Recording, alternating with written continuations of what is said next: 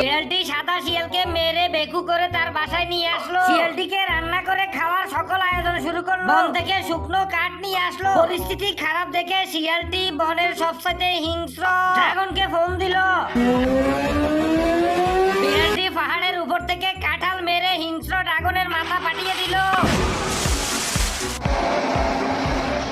শিয়ালটি এবার ফোন দিয়ে সাহায্য চাইলো ড্রাগনের রাজার কাছে। ড্রাগন সর্দার বিড়ালের সাহস দেখার জন্য দ্রুত বাইক নিয়ে ছুটলো।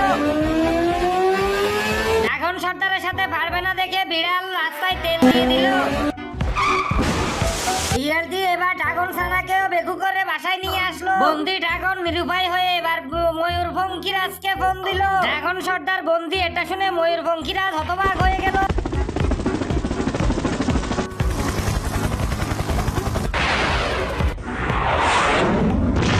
ময়ূরপঙ্খীকেও বন্দি করে বিমানে করে নিয়ে আসলো বিড়ালটি। সাদা সুন্দর শিয়ালটির চামড়া সে আগে খুলে নিল।